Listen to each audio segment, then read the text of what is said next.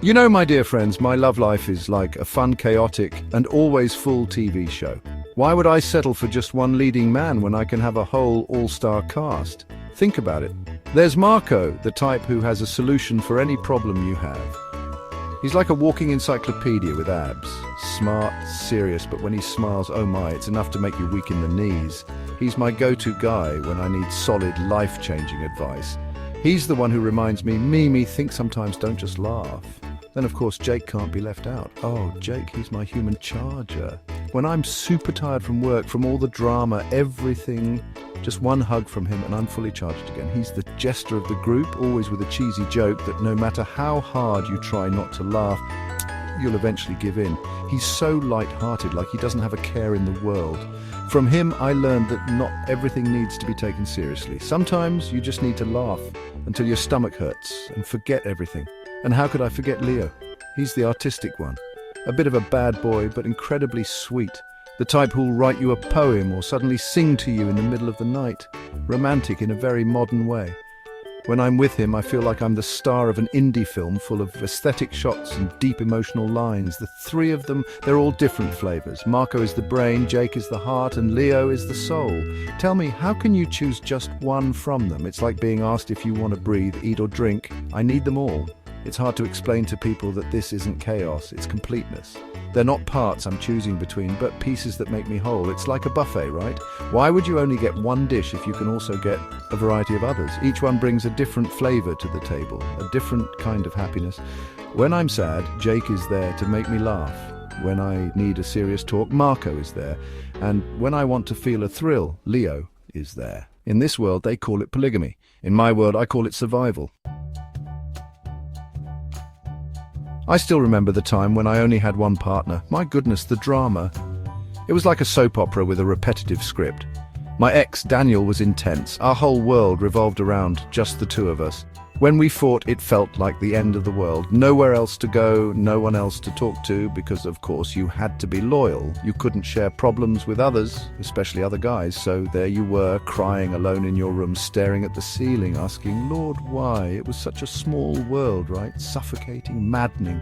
The thing I hated most about one-on-one relationships was the pressure. The pressure that he alone should make you happy. He alone should be your world. If you sought out anyone else, even just a friend, to vent, it was instant jealousy, instant fault-finding. Is it wrong to look for someone else to talk to if the person you're with won't listen? The end result, you'd fight because he was jealous. Then you'd fight again about what you fought about, over and over. Sometimes my ex would reappear, the type who'd text, "How are you?" and then mess up your whole system again. It was exhausting. In monogamy, when you have a problem, it's just the two of you butting heads. No tiebreaker, no referee. The end result, if you couldn't agree, you'd go back to the silent treatment. The whole house would go quiet, so awkward. I'd rather have the noisy arguments of many than the deafening silence of two. And those exes who keep coming back, they're the ghosts of the past who won't leave you alone. They just want to mess with you again to prove they still have an effect on you. Well, sorry, this grandma has moved on. That's why I really don't like one-on-one anymore. It's like being tied to one person, for better or for worse, literally. All the burden is on you alone. All the happiness is supposed to come only from him. What if he gets tired of making you happy? What if he doesn't have time for you? Then what? You just wait. Oh, that's not for me. Time is gold and my beauty can't be wasted waiting. I want a life that's always happening, always exciting. And honestly, I didn't find that in just one person. Now, the scene is different. My love life isn't a private dinner for two anymore. It's a big party. Third wheel, welcome. Fourth wheel, come on in. Here, being a third wheel isn't an issue because we're all wheels. We're all part of the vehicle and we're all moving forward together. The concept of a rebound loses its meaning because if someone leaves or messes up, you won't be crying in a corner. Why? Because there are still 2, 3, or 4 others ready to wipe your tears and say, "It's okay, Mimi. We're better than them. It's so much fun." Imagine what used to be called concubinage, like a sin, here with us. It's called a support system. If one of us is sad, we all help to cheer them up. One night, we'll have a movie marathon with Marco and Jake.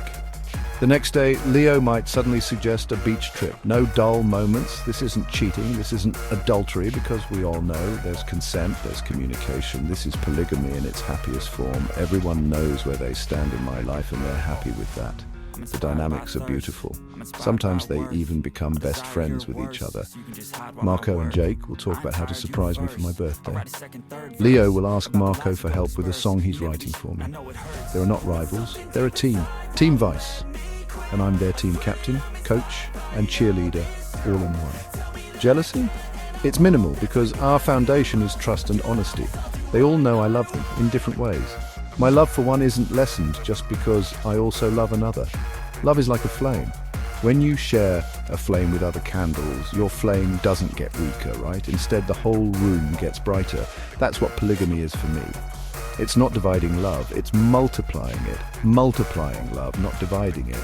More laughter, more hugs, more stories, more solutions to problems. This is the kind of relationship where you'll never run out of allies.